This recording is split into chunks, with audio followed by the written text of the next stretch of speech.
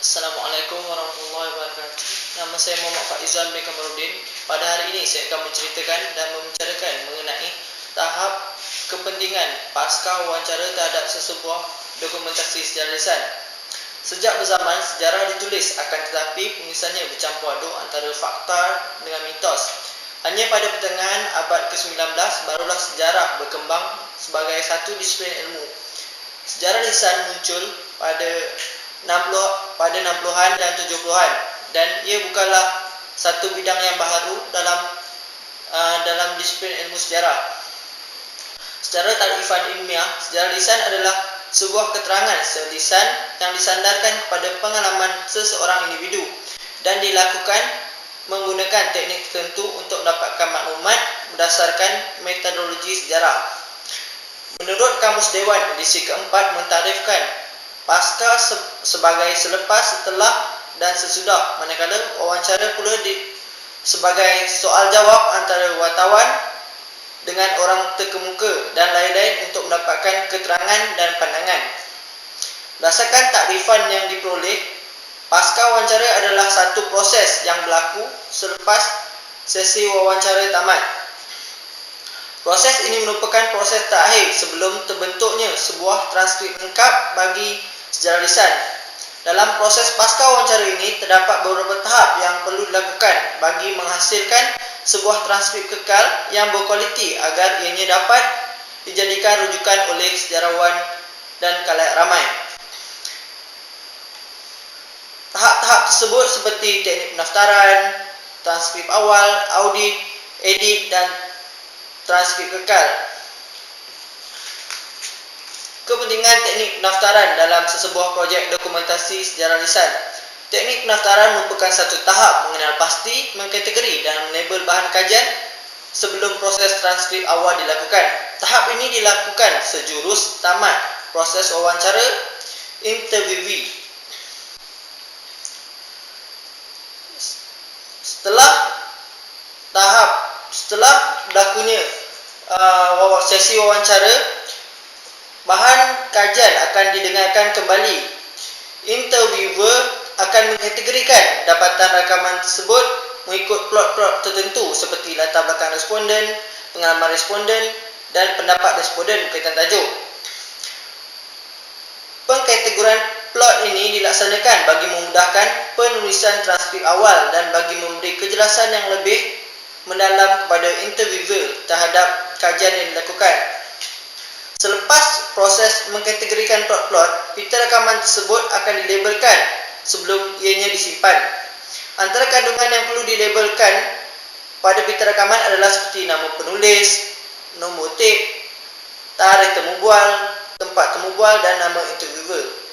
Pelabelan ini dilakukan bagi memastikan bahan kajian tidak hilang dan untuk memudahkan pencarian semula bahan kajian yang telah disimpan. Jika pelabelan ini tidak dilakukan, akan menyebabkan kerumitan semasa proses pencarian semula bahan kajian, dan yang lebih dikhawatiri adalah bahan kajian tersebut akan hilang daripada tempat penyimpanan. Seterusnya adalah kepentingan menghasilkan transkrip awal dalam sesebuah projek dokumentasi. Sebelum proses audit dan edit dilakukan, proses menghasilkan transkrip awal perlu dihasilkan terlebih dahulu. Ini kerana penyuntingan hanya boleh dilakukan ke atas bahan yang bertulis, dan pada ketika ini belum ada satu pun bahan bertulis yang dihasilkan. Setiap bunyi atau suara yang didengari haruslah ditulis sama ada seakan-akan mirip ataupun dengan bunyi yang terdapat dalam pita rakaman. Selain itu, setiap kali interviewee berhenti bercakap juga harus ditulis dengan menggunakan tanda baca seperti noktah, koma dan sebagainya. Hal ini bagi memberi gambaran yang lebih jelas kepada orang lain untuk memahami penulisan tersebut. Ketidakpekaan penulis terhadap sesuatu bunyi akan mengakibatkan kecacatan terhadap penceritaan yang ingin disampaikan, dan yang paling ditakuti, maksud yang cuba disampaikan oleh interviewee tidak akan difahami oleh pembaca-pembaca. Sebahagian daripada mesej lisan yang disampaikan juga disampaikan melalui rehat secara tiba-tiba. Pengubahan kepada bentuk perkataan dan nada suara. Ini boleh disampaikan melalui tanda baca dengan berkesan. Tanda baca penting untuk menyampaikan sesuatu bunyi atau isyarat berdiam diri.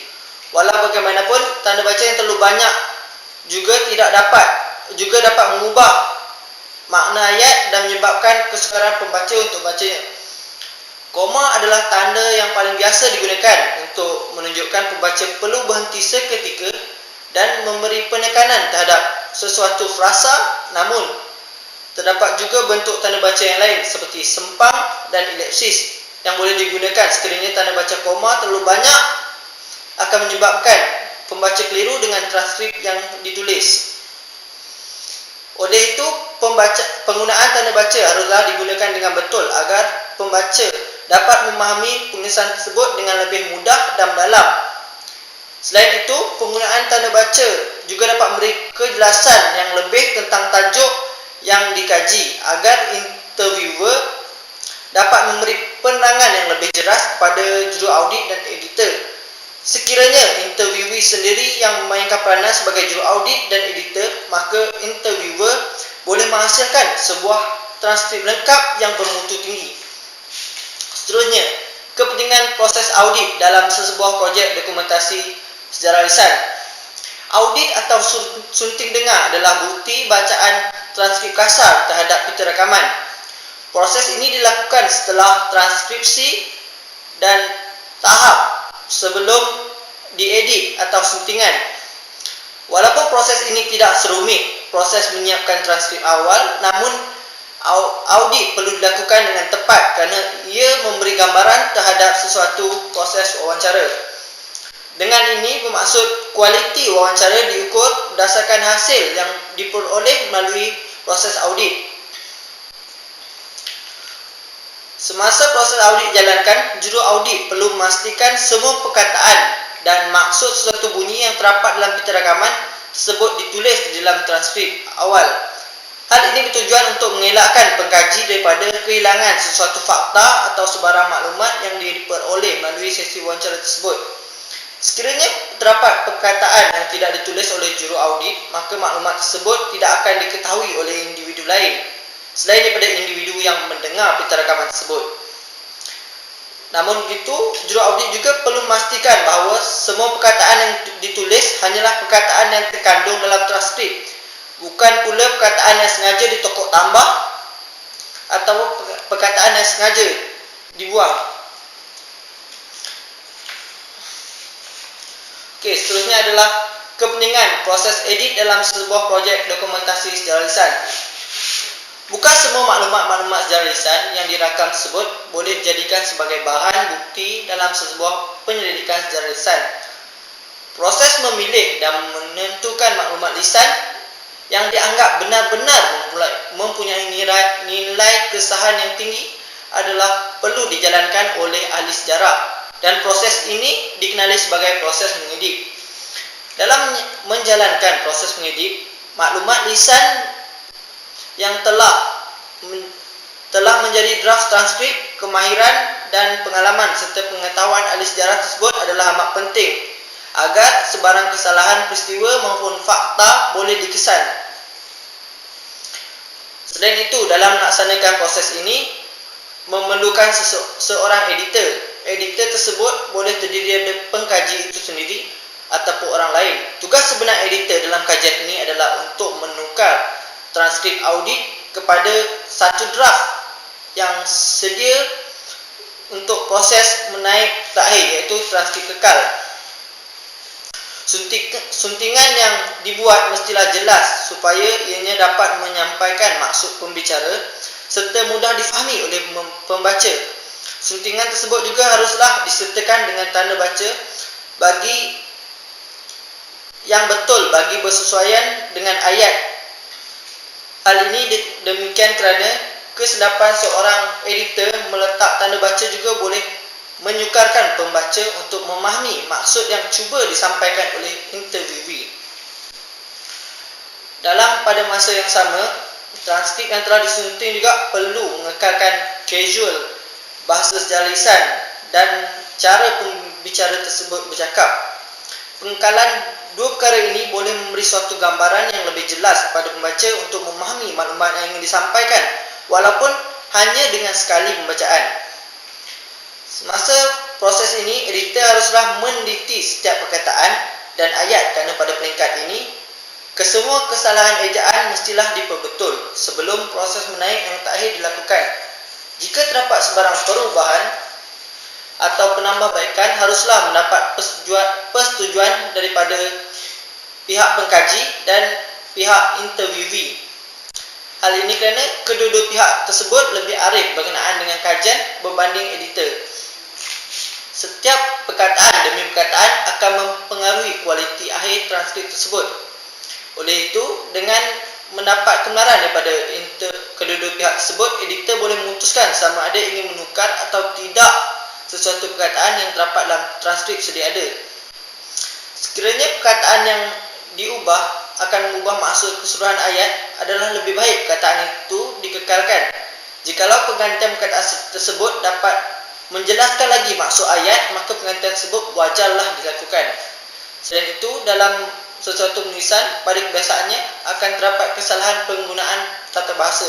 Oleh itu, adalah menjadi tugas editor untuk mengenal pasti kesalahan sebegini. Kemudian, editor perlulah memperbetulkannya agar maksud pembicara dapat disampaikan dengan sebaik mungkin.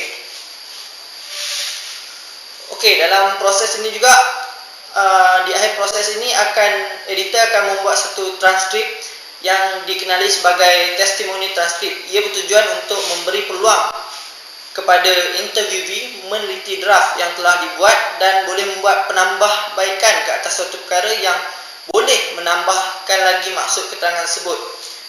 Mengikut disiplin kaedah sejarah lisan, interviewee boleh membuat pembetulan atau penambahbaikan, tetapi tidak boleh memadam segala keterangan sejarah yang telah diucapkan. Terdapat kebaikan kepada interviewer apabila diberi peluang untuk membuat testimoni transkrip, kerana dia memberi peluang pada interviewer untuk bertanyakan soalan yang interviewer terlupa tanya semasa sesi wawancara. Okey, yang terakhir adalah kepentingan transkrip kekal dan penyimpanan pita rakaman dalam sebuah projek dokumentasi. Setelah proses mengedit ke atas draft transkrip selesai, ahli sejarah perlu membuat salinan untuk diberikan kepada interviewee. Langkah ini merupakan satu bahagian yang penting dalam proses edit. Tujuannya adalah untuk memberi peluang pada interviewee untuk mengedit secara nama baik. Yang dimaksudkan adalah draft testimoni. Okey, dalam bahagian terakhir ini iaitu transkrip kekal, dia melibatkan peraturan penggunaan dan teknik penyimpanan rakaman serta transkrip. Ia melibatkan perbincangan antara pihak interviewee berdasarkan tata cara perundangan. Hal ini kerana kadang-kadang terdapat bahagian-bahagian keterangan dalam rakaman dan transkrip yang melibatkan hal-hal yang menyentuh perkara-perkara sensitif dan rahsia, yang apabila disalahguna oleh pihak-pihak berkepentingan boleh menjejaskan kedudukan dan nama baik interviewee atau pihak yang disebut semasa proses wawancara. Sebagai contoh, apabila interviewee adalah seorang ahli politik, oleh itu menjadi tanggungjawab interviewer untuk memastikan interviewee yang diwawancara mempunyai perlindungan undang-undang ke atas transkrip yang dihasilkan. Namun, perlindungan undang-undang ini juga boleh dikecualikan sekiranya keterangan-keterangan interviewee tidak bersangkut paut dengan perkara-perkara yang sensitif dan rahsia serta tidak ada pihak yang berkepentingan mengambil tindakan undang-undang.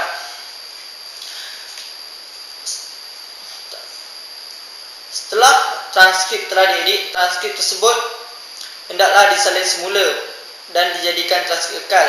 Di bahagian awal muka hadapan transkrip hendaklah dicatat dengan keterangan-keterangan seperti nama interviewee, nama interviewer, tarikh dan lokasi wawancara, masa, tajuk dan skop wawancara. Nama interviewee sangat penting kerana transkrip yang dihasilkan merupakan testimoninya serta memudahkan interviewer menghubungi interviewee sekiranya mahukan keterangan yang lebih lanjut. Transkrip ini juga dibuat salinan sekurang-kurangnya satu Dan satu lagi salinan disimpan oleh interviewee.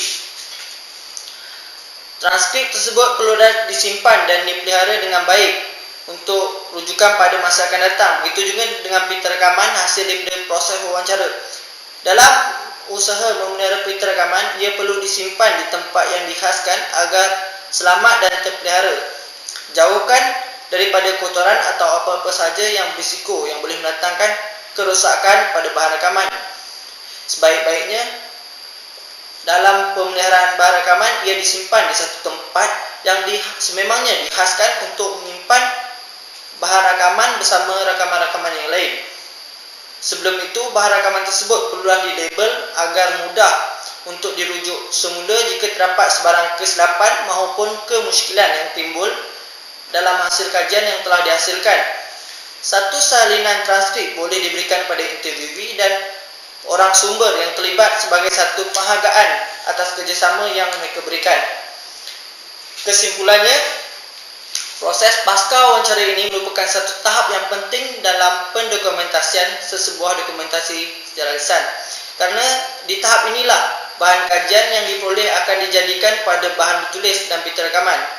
Tujuannya ialah disimpan sebegitu rupa agar segala rekod yang telah diperoleh melalui wawancara ataupun secara lisan dapat digunakan oleh pengkaji pada masa akan datang. Selain itu, berdasarkan proses ini juga pembaca akan lebih mudah untuk memahami maksud yang cuba disampaikan oleh interviewee dengan lebih terperinci.